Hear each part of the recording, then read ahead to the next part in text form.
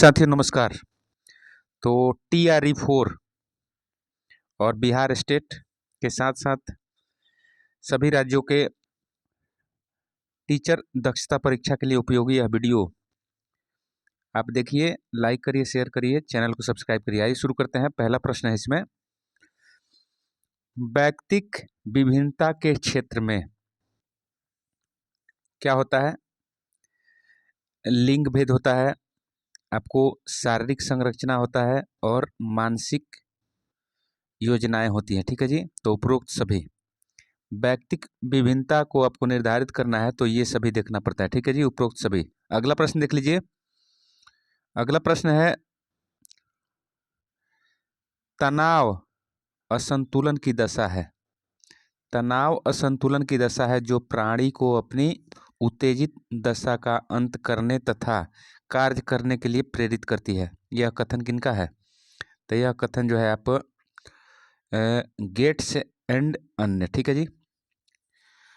अगला प्रश्न देख लीजिए, शिक्षक के मानसिक स्वास्थ्य में बाधा पहुंचाने वाला कारक है। तो शिक्षक के मानसिक स्वास्थ्य में बाधा पहुंचाने वाला कारक कौन कौन है? तो न्यूनतम वेतन है, अत्यधिक कार्यभार है, निरंकुश प्रशासक, ये सभी। ठीक है जी। तो ये सभी कारक हैं शिक्षक के मानसिक स्वास्थ्य को प्रभावित करने वाले। एक प्रश्न है, टर्मन के अनुसार प्रतिभाशाली बालकों की बुद्धि लब्धि कितनी होती है? तो 1 से 40 से अधिक। ठीक है जी। पिछड़े बालकों की बुद्धि लब्धि कितनी होती है? तो 90। ठीक है जी। 7 नंबर प्रश्न है, IQ के बारे में बताया जा रहा है। संघर्ष का सामान्य अर्थ क्या होता है?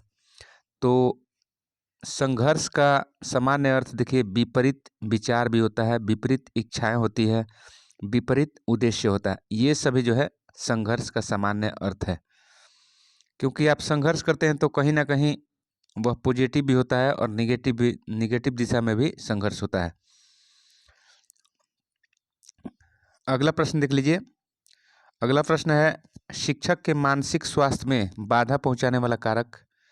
ये तो आपने देख लिया, ये सभी होगा। अगला देखिए, बालक के मानसिक स्वास्थ्य में उन्नति करने वाला कारक। मानसिक स्वास्थ्य में उन्नति करने वाला कारक क्या क्या है?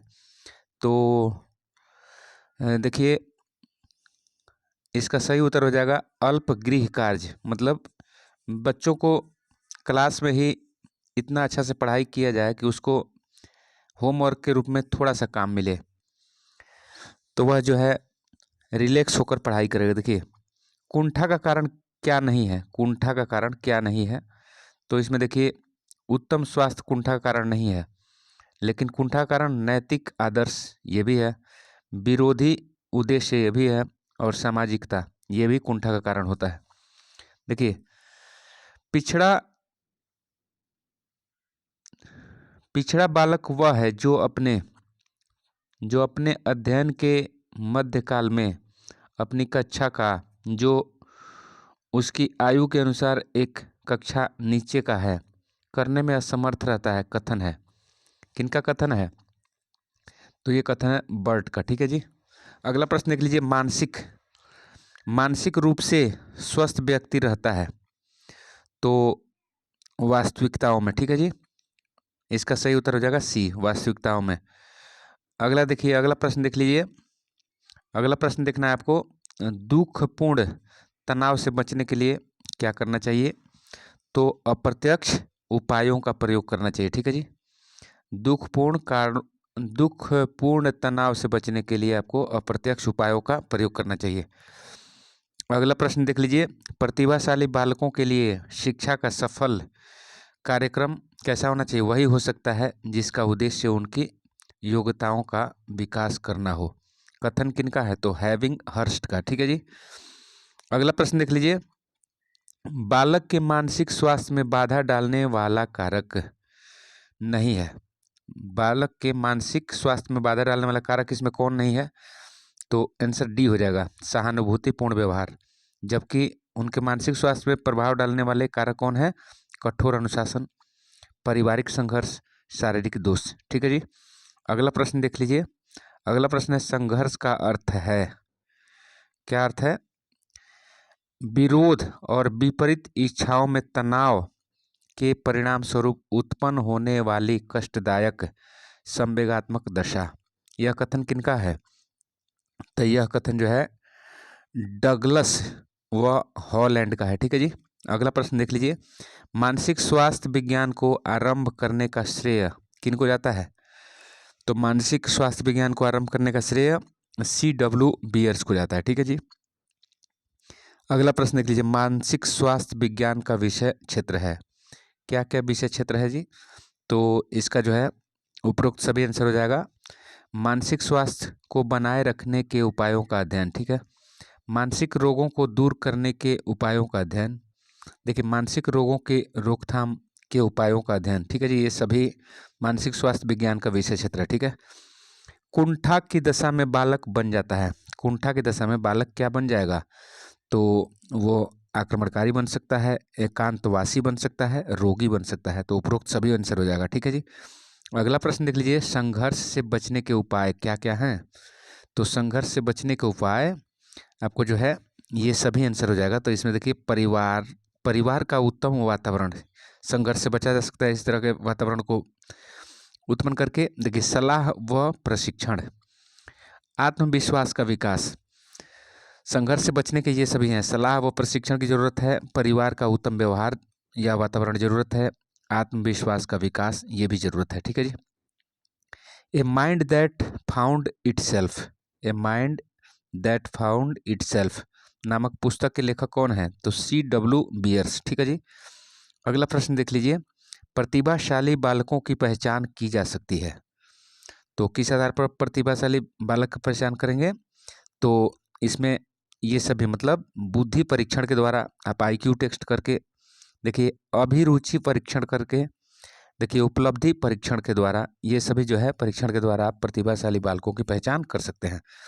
अगला प्रश्न है, निम्न में से बालकों के पिछड़ेपन का कारण क्या है? तो देखिए, बालकों के पिछड़ेपन का कारण जो है, आप जो है सामाजिक व सांस्कृतिक स्थिति से भी बालक पिछड़ जाते हैं, मनोवैज्ञानिक कारण से भी बालक पिछड़ते हैं, और शारीरिक कारण के कारण भी बालक पिछड़ जाते हैं। तो उपरोक्त सभी आंसर हो जाएगा। ठीक है जी। अगला प्रश्न देख लीजिए। अगला प्रश्न है, मानसिक तनाव को दूर करने हेतु व्यक्ति आत्म सुरक्षा अभियांत्रिकियां अपनाता है। आत्म सुरक्षा अभियांत्रिकियां क्या है? तो इसमें देखिए, प्रक्षेपण, पलायन और अविकसित, ये सभी आत्म सुरक्षा अभियांत्रिकियां के अंदर आते हैं। ठीक है जी। तो सभी आंसर हो जाएगा। प्रतिभाशाली बालक की इंद्रियां होती हैं। तो जो प्रतिभाशाली बालक होते हैं उनकी इंद्रियां कैसी होती है? तीव्र होती है। ठीक है। अगला प्रश्न देख लीजिए, समायोजन या सामंजस्य का लक्षण नहीं है। लक्षण नहीं है, तो असंतुलन ये लक्षण नहीं है। बाकी कौन कौन है? ये नहीं है। ठीक है जी। बाकी आपको जो अनुकूल वातावरण ये भी है, सामंजस्य की लक्षण जो है, देखिए संतुष्टि ये भी सामंजस्य का लक्षण है, सामाजिकता ये भी सामंजस्य का लक्षण है। तो नहीं पूछा है तो आंसर आपका बी हो जाएगा, असंतुलन। अगला प्रश्न देख लीजिए, the teachers health, the teachers health मतलब शिक्षक के स्वास्थ्य नामक पुस्तक के लेखक कौन है? तो टर्मन। ठीक है जी। अगला प्रश्न देख लीजिए, असमायोजन व्यक्ति और उसके वातावरण में असंतुलन का उल्लेख करता है। ठीक है जी। यह कथन किनका है? तो गेट्स व अन्य का। ठीक है जी। अगला प्रश्न देख लीजिए। अगला प्रश्न देखिए, a survey of the education of gifted children. ठीक है जी। A survey of the education of gifted children, ये पुस्तक कौन लिखे हैं? तो हैविंग हर्स्ट। ठीक है जी। अंधे बालक पढ़ सकते हैं, किसके द्वारा? अंधे बालक, तो ये ब्रेल लिपि, लुई ब्रेल इसकी खोज किए थे। अब देखिए, अगला प्रश्न देख लीजिए, तनाव कम करने के प्रत्यक्ष विधि नहीं है। तनाव कम करने के प्रत्यक्ष विधि नहीं है, कौन नहीं है? तो दीवा स्वप्न। ठीक है जी। बाकी कौन कौन है तनाव को दूर करने का प्रत्यक्ष विधि? सामंजस्य समाधान और विकल्पों की खोज, व्याख्या का निर्णय। तो तनाव को कम करने का प्रत्यक्ष विधि ये तीनों है, लेकिन दीवा स्वप्न नहीं है। तो आंसर इसका डी हो जाएगा। अगला प्रश्न देख लीजिए। अगला प्रश्न है, मानसिक स्वास्थ्य और अभिगम से सफलता का बहुत घनिष्ठ संबंध है। यह कथन किनका है? तो फैंडरसन का है। ठीक है जी। तनाव कम करने की अप्रत्यक्ष विधि है तो दीवा स्वप्न।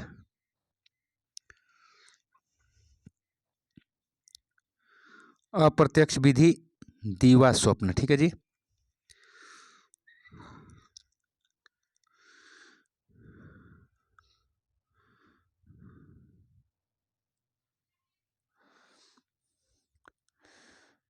दीवा स्वप्न इसका आंसर हो गया। अगला प्रश्न देख लीजिए। बहरे बालकों को पढ़ाने की एक विधि है। जो बहरे बालक सुन नहीं पाते हैं उनको कौन सी विधि से आप पढ़ा सकते हैं? तो इसका जो हो जाएगा आत्मीकरण। ठीक है जी। आत्मीकरण आत्मा में धारण करने की विधि है। देखिए, व्यक्ति अपना संतुलन स्थापित कर सकता है विश्लेषण व निर्णय के द्वारा। ठीक है जी।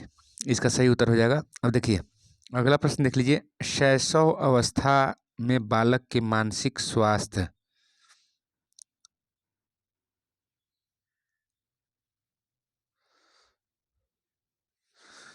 शैशव शैशव अवस्था में बालक के मानसिक स्वास्थ्य पर प्रभाव नहीं पड़ता।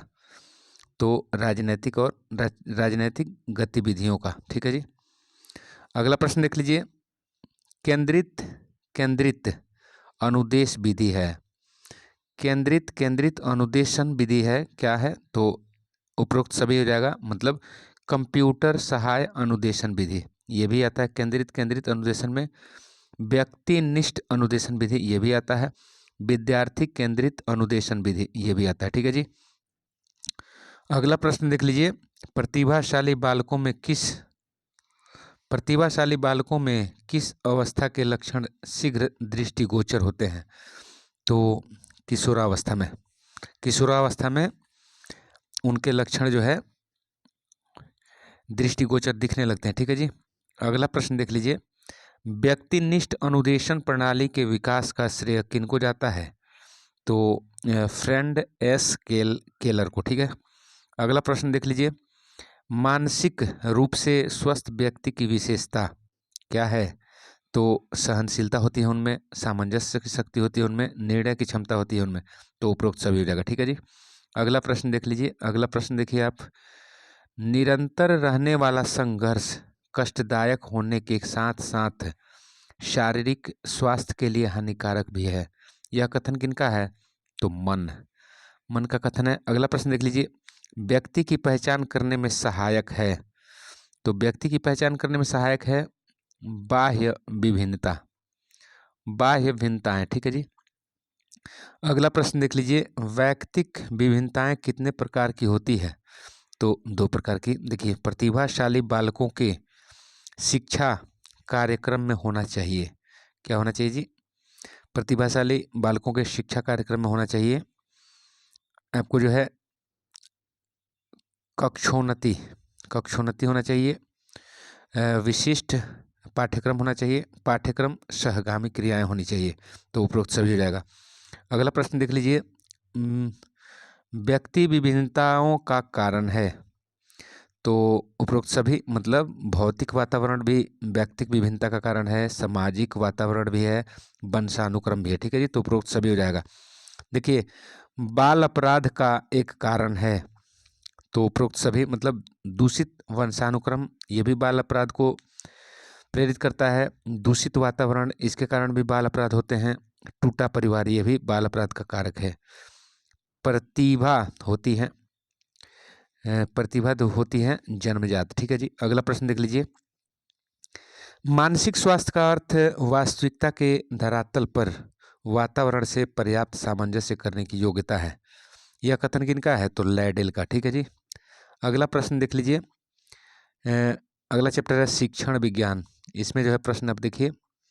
पहला प्रश्न है इसमें वांछित शैक्षिक उद्देश्यों की पूर्ति के लिए निर्मित एक उपयुक्त ढांचा कहलाता है। क्या कहलाता है? तो संगठन।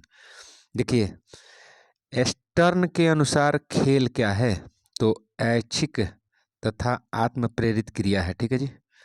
अगला प्रश्न देख लीजिए। अगला प्रश्न है आपको निम्नलिखित में से सीखने का मुख्य नियम है। तो अभ्यास का नियम। सीखने का मुख्य नियम अभ्यास का नियम है।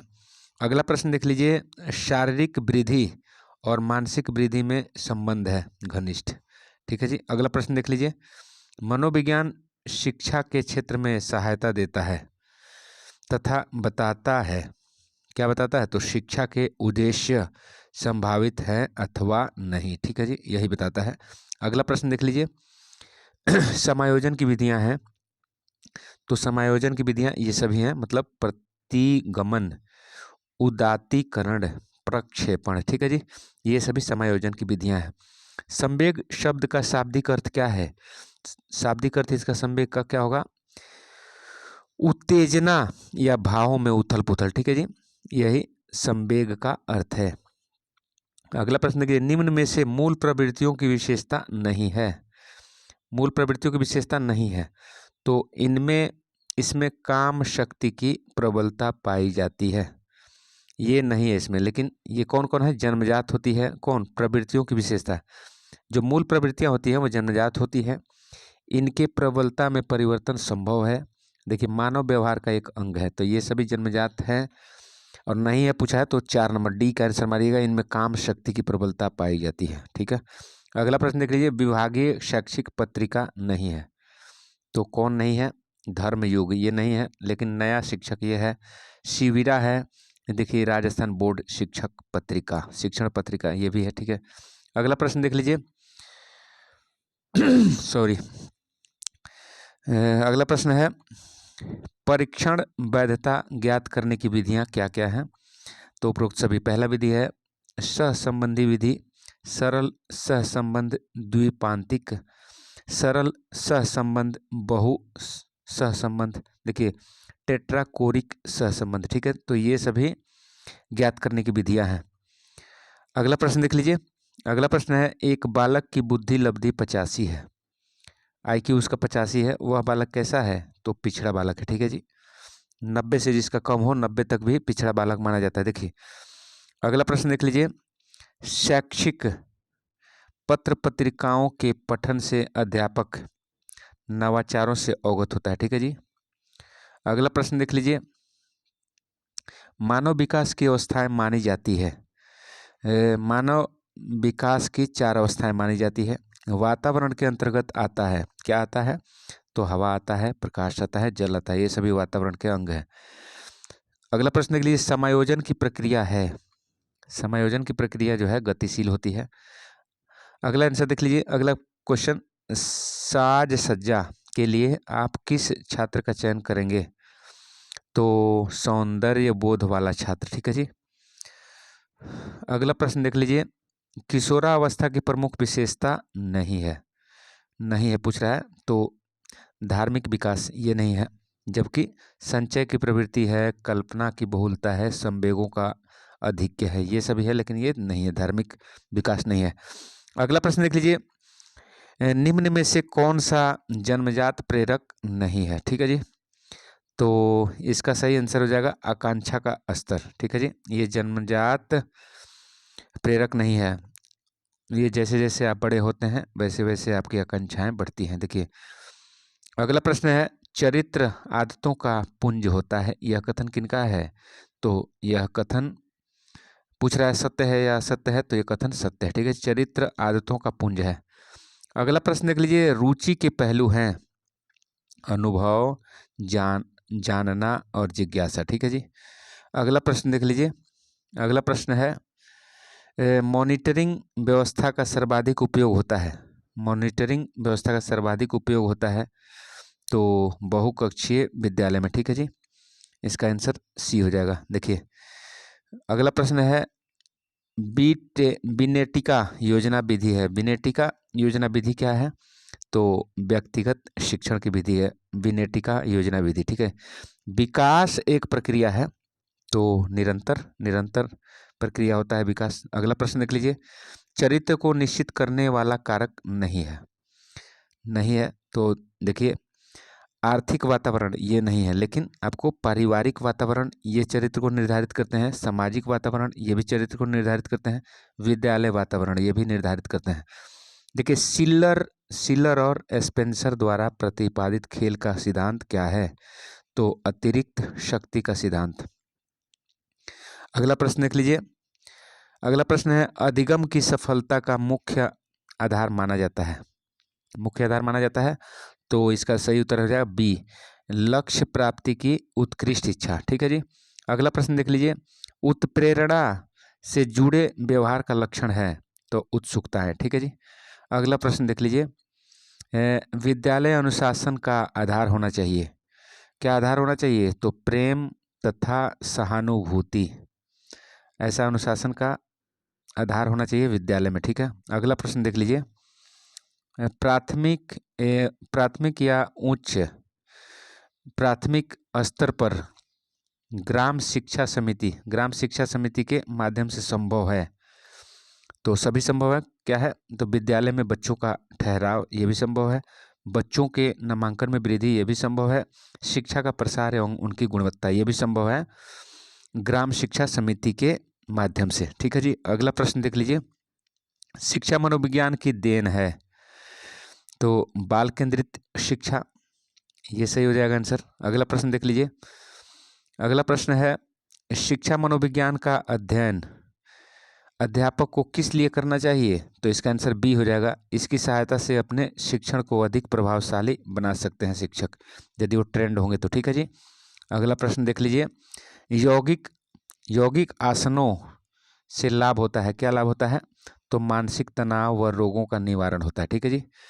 तो यौगिक आसनों से मतलब योग करना चाहिए आपको। देखिए, समायोजन दूषित होता है संघर्ष से और कुंठा से। ठीक है जी। तो इसका आंसर सी हो जाएगा। अगला प्रश्न देख लीजिए। शिक्षा का वास्तविक उद्देश्य क्या है? तो इसका वास्तविक उद्देश्य आजीविका है। ठीक है जी। आप पढ़ाई करते हैं कि आपको रोजगार मिले, चाहे वो गवर्नमेंट हो या प्राइवेट, मतलब आपको जीविका चलाने का माध्यम मिलना चाहिए, यही शिक्षा का उद्देश्य है। अच्छे चरित्र की विशेषता होती है क्या? तो स्थिरता। अच्छे चरित्रवान व्यक्ति स्थिर होते हैं। ठीक है जी। अगला प्रश्न देख लीजिए। कोई विद्यार्थी कुसंगत में पढ़कर बिगड़ रहा है, एक अध्यापक के रूप में आपका कर्तव्य क्या होगा? तो उसे विश्वास में लेकर समझाएंगे। ठीक है जी, कि आपको ऐसा नहीं करना चाहिए, ये तुम पढ़ लिख के जो है अपने परिवार की गरीबी या फिर अपने स्थिति को सुधार सकते हो। ठीक है, ऐसा समझाना चाहिए। द्वितत्व सिद्धांत का प्रतिपादन किसने किया था? तो द्वितत्व सिद्धांत का प्रतिपादन किए थे आपको स्पीयरमैन ने। ठीक है जी। कौन सी खेल पर आधारित शिक्षण विधि नहीं है? खेल पर आधारित शिक्षण विधि कौन नहीं है? तो व्याख्यान विधि। बाकी मोंटेसरी विधि खेल पर आधारित है, डाल्टन विधि खेल पर आधारित है, किंडरगार्टन ये भी खेल पर आधारित है। ठीक है जी। अगला प्रश्न देख लीजिए। निम्नांकित मनोविज्ञान के अध्याय की विवरण पद्धति नहीं है। तो मनोविज्ञान के अध्याय की विवरण पद्धति में नहीं शामिल है कौन? तो प्रयोगात्मक विधि। जबकि विवरण पद्धति अध्याय की विवरण पद्धति में तुलनात्मक पद्धति शामिल होता है, व्यक्ति इतिहास पद्धति शामिल होता है, विकासात्मक पद्धति शामिल होता है। जबकि नहीं पूछा है तो प्रयोगात्मक, ये वाला सही हो जाएगा बी। कोई भी व्यक्ति अपना संतुलन स्थापित करने में समर्थ होता है निर्णय और विश्लेषण के द्वारा। ठीक है जी। निर्णय और विश्लेषण के द्वारा व्यक्ति संतुलन स्थापित करने में समर्थ होता है। अगला प्रश्न देख लीजिए। अगला प्रश्न है, अनुशासन का रूप नहीं है। अनुशासन का रूप नहीं है प्राकृतिक अनुशासन, ये अनुशासन का रूप नहीं है। जबकि आत्म प्रेरण अनुशासन, ये भी अनुशासन का रूप है। प्रतिरोधात्मक अनुशासन, बाह्य अनुशासन, ये सभी अनुशासन का रूप है, लेकिन आंसर सी नहीं है। देखिए, बुद्धिलब्धि को ज्ञात करने का सूत्र किस मनोवैज्ञानिक ने दिया था? तो स्टर्न ने। ठीक है जी। अगला प्रश्न देख लीजिए। जीव शास्त्रियों के अनुसार प्रत्येक व्यक्ति का शारीरिक निर्मित होता है तो बीज कोषों से। ठीक है जी, बीज कोषों से। अगला प्रश्न देख लीजिए। अगला प्रश्न है, निम्न में से कौन सा वंशानुक्रम का सिद्धांत नहीं है? नहीं है पूछ रहा है, तो मौलिकता का नियम, ये वंशानुक्रम का सिद्धांत नहीं है। जबकि मेंडल का नियम ये भी वंशानुक्रम दर्शाता है, विभिन्नताओं का नियम ये भी दर्शाता है, प्रत्यागमन का नियम ये भी दर्शाता है। ठीक है जी। आंसर इसका डी हो जाएगा। नहीं पूछा है तो डी, मौलिकता का नियम। देखिए, मनोविश्लेषण विधि के प्रतिपादक फ्रायड थे, ठीक है जी। मनोविश्लेषण विधि फ्रायड ने दिया था। अगला प्रश्न देख लीजिए, एक बालक की बुद्धि लब्धि 150 है, वह बालक कैसा है? तो प्रतिभाशाली है, IQ उसका 150 है। अच्छा पुस्तकालय वही है जहां पुस्तकों का अधिक से अधिक उपयोग किया जाता हो, ठीक है जी। अगला प्रश्न देखिए, शिक्षा मनोविज्ञान का क्षेत्र है तो व्यापक। देखिए अगला प्रश्न देख लीजिए, अंतर्मुखी व्यक्ति वाले व्यक्ति रुचि रखते हैं स्वयं अपने में, ठीक है जी। अगला प्रश्न देख लीजिए, कक्षा नायक व्यवस्था सर्वाधिक उपयोगी है। कक्षा नायक व्यवस्था सर्वाधिक उपयोगी है तो ऐसे विद्यालय जिनमें शिक्षकों की कमी हो, ठीक है जी। तो कक्षा नायक मॉनिटर बनाना सर्वाधिक उपयोगी वहाँ है जहाँ विद्यालय में शिक्षकों की कमी है। अगला प्रश्न देख लीजिए, माता पिता की उपेक्षा का बालक के मन पर गहरा प्रभाव पड़ता है क्योंकि बालक माता पिता के स्नेह की आशा करते हैं, ठीक है जी। इसलिए बच्चों से प्रेम करना चाहिए। अगला प्रश्न देख लीजिए, शिक्षा मनोविज्ञान का अध्ययन। शिक्षा मनोविज्ञान का अध्ययन शिक्षक के लिए उपयोगी है क्योंकि वह अपने शिक्षण को प्रभावी बना सकते हैं, ठीक है जी। इसलिए ट्रेनिंग जरूरी है। अगला प्रश्न देख लीजिए, किसी बालक की समस्या के कारणों को ढूंढने में निम्नलिखित में से सबसे कम उपयोगी मनोवैज्ञानिक विधि क्या है? तो परीक्षण, ठीक है जी। अगला प्रश्न देख लीजिए, एक छात्र की बुद्धि लब्धि 70 है, वह बालक कैसा है? तो पिछड़ा हुआ बालक है, ठीक है जी। 90 से कम जिसका होगा वो पिछड़ा बालक होता है, IQ, ठीक है जी। अगला प्रश्न देख लीजिए, विद्यालय में सभी छात्र नहीं खेल पाते चाहे उनकी रुचि खेलों की तरफ हो क्योंकि सभी विद्यालयों में खेल के मैदान का अभाव है, ठीक है जी। अगला प्रश्न देख लीजिए, विद्यालय में शिक्षक बालकों के समायोजन के लिए कार्य नहीं करेगा। कौन सा कार्य नहीं करेंगे? तो कठोर दंड देकर कार्य करवाना, ये नहीं करना है। जबकि संवेगात्मक स्थिरता लाने का प्रयास करेंगे, सहानुभूतिपूर्ण व्यवहार करेंगे, व्यक्तिगत शिक्षण की व्यवस्था करेंगे, ठीक है जी। अगला प्रश्न देख लीजिए, विद्यालय में पुरस्कार के लाभ हैं। क्या है पुरस्कार के लाभ? अवार्ड देते हैं तो इसमें जो है उत्साहवर्धक अवार्ड से जो है बच्चे उत्साहित होते हैं, उनका मनोबल बढ़ता है और आनंद की प्राप्ति होती है, तो ये सभी हो जाएगा आंसर। निम्नांकित में से कौन सी शैक्षिक प्रवृत्ति है? तो वर्तनी सुधार है। बाकी भ्रमण ये शैक्षिक नहीं है, स्काउटिंग नहीं है, खेलकूद नहीं है। देखिए वर्तनी सुधार।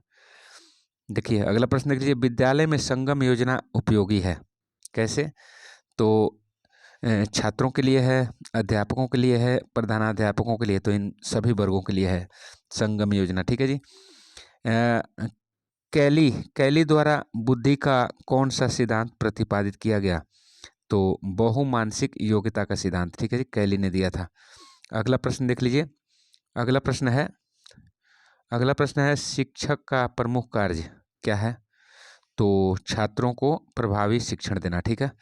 अगला प्रश्न देख लीजिए, शिक्षक के कक्षा शिक्षण की प्रभावशाली बनाने हेतु अत्यावश्यक है, तो दैनिक पाठ्य योजना आवश्यक है, ठीक है जी।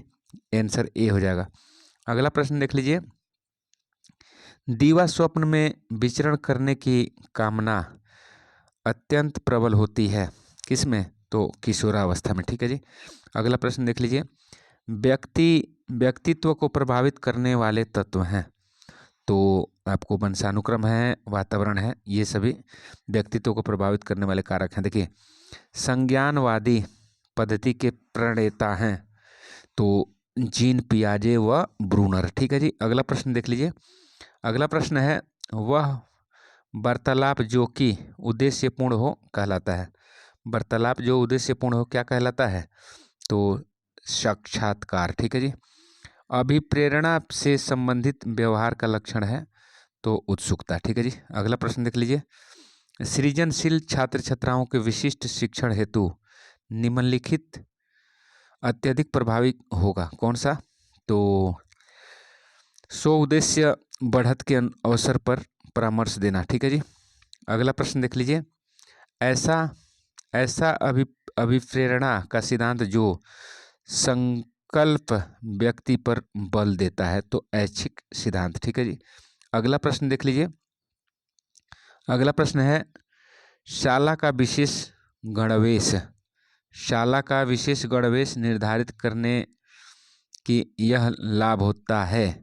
क्या लाभ होता है? तो सभी विद्यार्थी समान दिखाई देते हैं। ठीक है जी। अगला प्रश्न देख लीजिए। अगला प्रश्न है, हितकारी निधि, हितकारी निधि छात्रवृत्ति प्रदत्त करने वाला स्रोत या अभिकरण है। तो निदेशालय प्राथमिक एवं माध्यमिक शिक्षा राजस्थान बीकानेर। ठीक है जी। अगला प्रश्न देख लीजिए। वर्तमान समय में मनोविज्ञान है, वर्तमान समय में मनोविज्ञान क्या है? तो व्यवहार का विज्ञान है। ठीक है जी। अगला प्रश्न देख लीजिए। एक माता पिता के अलग रंग की संतानें होती हैं क्योंकि वंश सूत्रों के कारण। ठीक है जी। जो क्रोमोसोम होते हैं उसके कारण। ठीक है जी। अगला प्रश्न देखिए, विद्यालय संगम का किस शिक्षाविद ने श्री गणेश किया था? तो जेपी नायक ने। ठीक है जी। देखिए, मूल्यांकन का अर्थ क्या है? मूल्यांकन का अर्थ क्या है? परीक्षण। अगला प्रश्न देख लीजिए। अगला प्रश्न है, विद्यालय भवन का निर्माण करना चाहिए भीड़ भाड़ से दूर स्थान पर। ठीक है जी। विद्यालय भवन का निर्माण हो कि शोरगुल ना हो, शांति से पढ़ाई हो सके। देखिए, मेंडल ने प्रयोग किया था मटर के पौधों पर। ठीक है जी। विद्यालय संगठन से तात्पर्य क्या है? तो इसका वांछित उद्देश्यों की पूर्ति के लिए ढांचा अथवा तंत्र। ठीक है जी। यही विद्यालय संगठन का अर्थ है। अगला प्रश्न देख लीजिए। शाला की सर्वांगीण उन्नति, शाला की पाठशाला, जैसे शाला की सर्वांगीण उन्नति के लिए उपाय सोचने का उत्तरदायित्व है शिक्षक परिषद का। ठीक है जी। अगला प्रश्न देख लीजिए। नामांकन अभियान पूर्ण रूप से सफल नहीं हो पा रहा है, इसका कारण क्या है? तो छात्र माता पिता को धनोपार्जन में मदद करते हैं। ठीक है जी। मतलब जो बच्चे होते हैं वो कमाई करते हैं और माता पिता सोचते हैं कि पढ़ के क्या होगा। ठीक है जी। तो आंसर ये हो जाएगा। देखिए, प्राथमिक स्तर पर निर्देशन सेवाएं लागू करने की अभिशंसा की गई थी डॉक्टर कोठारी आयोग के द्वारा। ठीक है जी। अगला प्रश्न देख लीजिए। स्कूल से भागने वाले बालकों के अध्ययन की सर्वाधिक उपयोगी विधि क्या है? तो केस स्टडी विधि, मतलब पता लगाया जाए कि बालक क्यों भाग रहे हैं स्कूल से। ठीक है जी। अगला प्रश्न देखिए, बालक के चारित्रिक विकास के स्तर हैं। तो ये सभी आंसर हो जाएगा। मतलब मूल, प्रवृत्त्यात्मक और पुरस्कार एवं दंड, सामाजिकता, ये सभी विकास के स्तर हैं। ठीक है जी। चारित्रिक विकास के स्तर। अगला प्रश्न देख लीजिए। किस विधि में मस्तिष्क द्वारा अपने स्वयं की क्रियाओं का निरीक्षण किया जाता है? तो आत्मनिरीक्षण विधि में। ठीक है जी। अगला प्रश्न देख लीजिए। व्यवहारवाद के जन्मदाता कौन है? तो वाटसन। अगला प्रश्न देख लीजिए। किस प्रकार का अनुशासन श्रेष्ठ होता है? तो किस प्रकार का अनुशासन श्रेष्ठ होता है? इसका सही उत्तर हो जाएगा आपको सृजनात्मक। ठीक है जी। विद्यालय प्रशासन का सिद्धांत नहीं है, तो सांस्कृतिक। विद्यालय प्रशासन का सिद्धांत नहीं है, नहीं पूछ रहा है ना जी, तो नहीं पूछ रहा है तो इसका सही उत्तर हो जाएगा सांस्कृतिक हस्तांतरण। जबकि विद्यालय प्रशासन का सिद्धांत क्या क्या है? तो समन्वय है, मानवीय व्यवहार है और विचार विनिमय है। ठीक है जी। ये नहीं है, नहीं पूछ रहा है तो ये आंसर हो जाएगा सी। संगठित व्यक्तित्व कहते हैं जिसमें निम्नलिखित पक्षों का विकास हुआ है। मतलब ये सभी, जैसे सामाजिक पक्ष, आपको मानसिक पक्ष और संवेगात्मक पक्ष। ठीक है जी। अगला प्रश्न देख लीजिए। अगला प्रश्न आपको देखना है। अगला प्रश्न है, एक भाषा का अध्ययन दूसरी भाषा को सीखने में सहायता प्रदान करता है, यह सिद्धांत कहलाता है। तो समान तत्वों का सिद्धांत कहलाता है। अगला प्रश्न देख लीजिए। कक्षा में अलग थलग बैठने वाले विद्यार्थी के लिए आप क्या करेंगे? आप क्या करेंगे?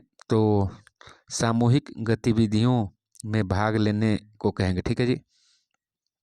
अगला प्रश्न देख लीजिए। विद्यालय समय सारणी से किस उद्देश्य की पूर्ति होती है? उपरोक्त सभी, मतलब विद्यालय कार्य में अनुशासन, विद्यालय कार्य के संचालन में सुविधा, सामान्य कार्यभार वितरण। अगला प्रश्न देख लीजिए। अगला प्रश्न है, कुछ बालक पुस्तकीय ज्ञान जल्दी सीख लेते हैं तो कुछ व्यवहारिक ज्ञान प्राप्त करने में कुशल होते हैं, ये विभेद कहलाता है। ये भी भेद क्या कहलाता है? तो सीखने के भेद कहलाते हैं, ये सीखने का भेद कहलाता है। अगला प्रश्न देख लीजिए, बालक अपराध का सामाजिक कारण है, क्या कारण है? तो माता पिता का मानसिक असंतुलन। ठीक है जी, बालक अपराध का सामाजिक कारण है। अगला प्रश्न देख लीजिए, सीखने के मुख्य नियमों के अतिरिक्त गौण नियम भी है जो मुख्य नियमों के विस्तार देते हैं, जो मुख्य नियमों को विस्तार देते हैं, बहु प्रतिक्रिया का नियम। ठीक है जी। अगला प्रश्न देख लीजिए, बालकों में सौंदर्य भूति विकास करने का आधारभूत साधन है। तो इसका उत्तर हो जाएगा प्रकृति अवलोकन। ठीक है जी। अगला प्रश्न देख लीजिए, ऐसे खेल जिसमें बालक स्वयं कुछ बनाता है वह क्या कहलाता है? रचनात्मक खेल। ठीक है। अगला प्रश्न देख लीजिए, अगला प्रश्न है, जन्म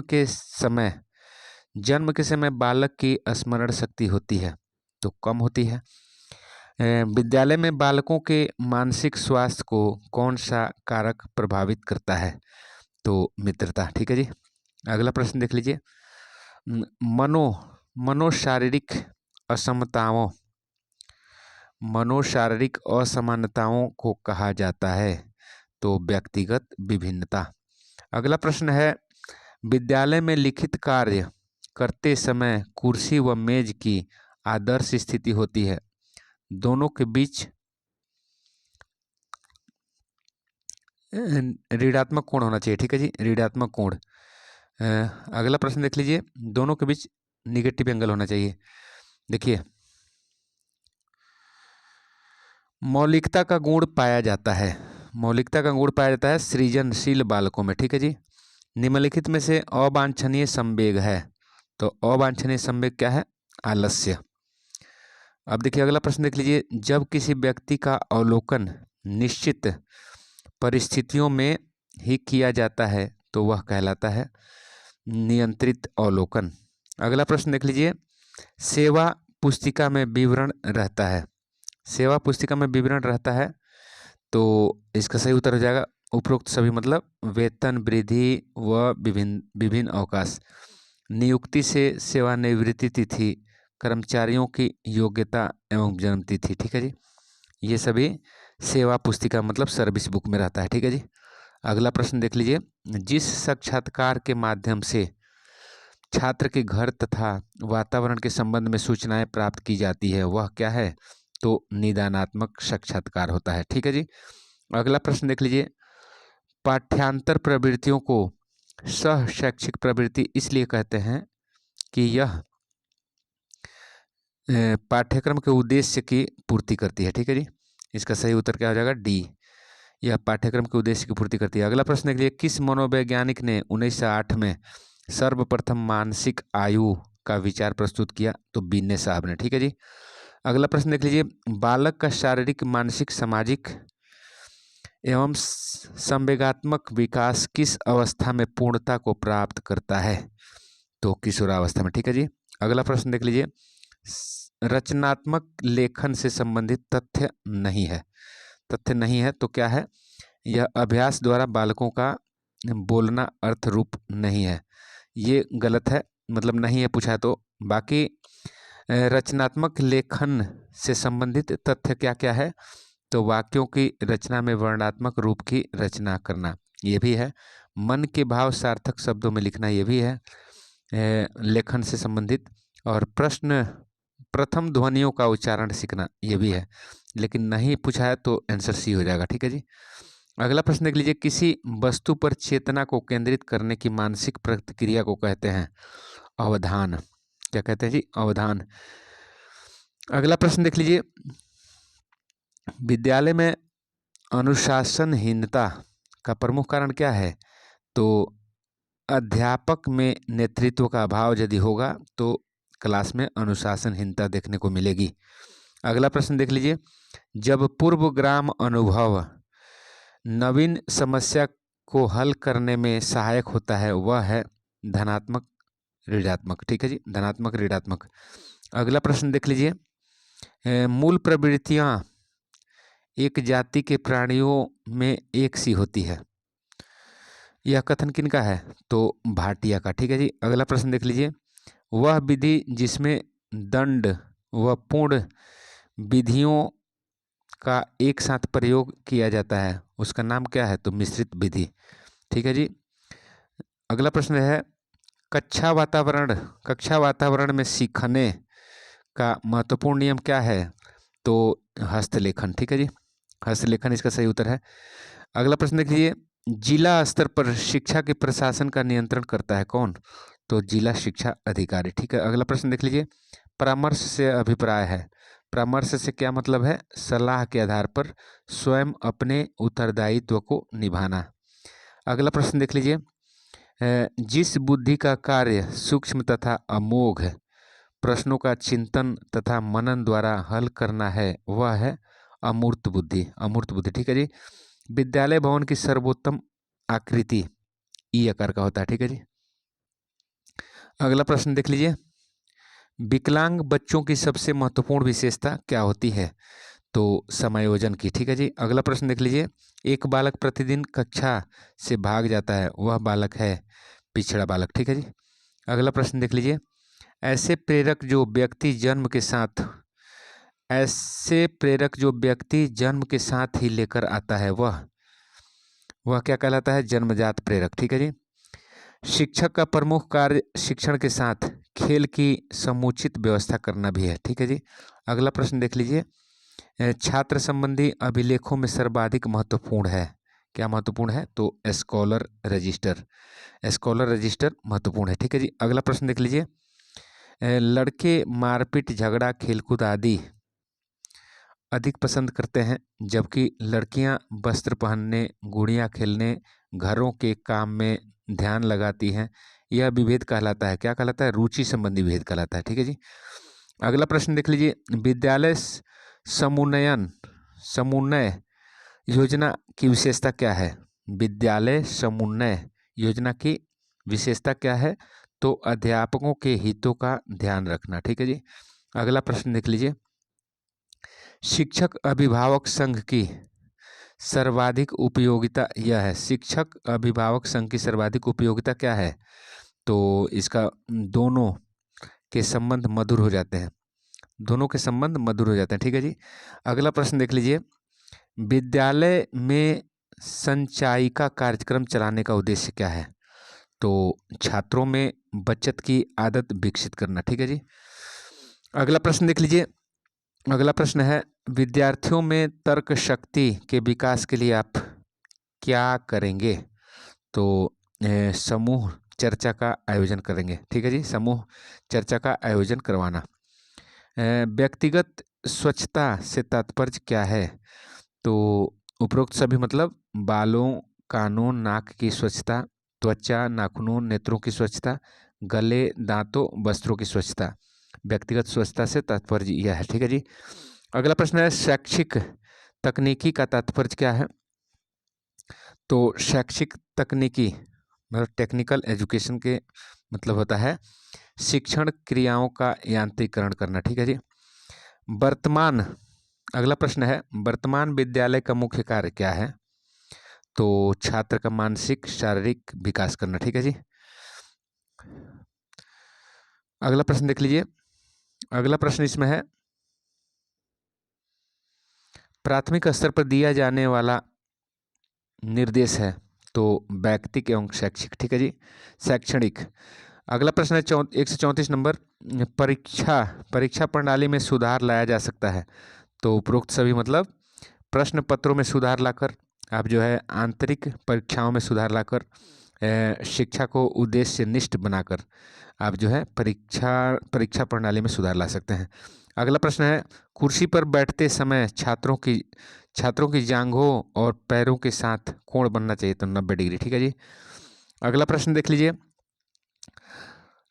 विद्यालय समुन्नयन योजना की विशेषता क्या है? तो इसका विशेषता है शिक्षा कार्यक्रम में गुणात्मक उन्नति लाना। ठीक है जी। अगला प्रश्न है, सृजनशील छात्र का लक्षण है। तो जिज्ञासा होती है सृजनशील छात्रों में। ठीक है जी। अगला प्रश्न देखिए, अगला प्रश्न देखना है, अगला प्रश्न इसमें है, भग्नाशा की दशा में छात्र का व्यवहार नहीं होता है। तो आत्मसमर्पण की। ठीक है जी, आत्मसमर्पण की। बाकी उसकी दशा कैसी होती है, तो गृह त्याग करना होता है, गृह त्याग करना होता है। उसके बाद जो है आपको आक्रमणकारी व्यवहार होता है, रोगग्रस्त होने की बात करना ये भी होता है। ठीक है जी, तो भग्नाशा की दशा में छात्र का व्यवहार ऐसा हो जाता है, और नहीं पूछेगा तो आत्मसमर्पण आंसर होगा। अगला प्रश्न देख लीजिए, करा विद्यालय का प्रशासकीय गुण है, तो विद्यालय कार्यक्रमों को उपयुक्त रूप से चलाना, ये विद्यालय का प्रशासकीय गुण है। ठीक है जी, तो आज के वीडियो में इतना ही। अगले वीडियो में फिर मिलते हैं, तब तक के लिए जय हिंद जय भारत। चैनल को लाइक कर दीजिए, सब्सक्राइब कर दीजिए। आप सबको बहुत बहुत thank you, best of luck. आप टीचर जरूर बनेंगे। ठीक है जी।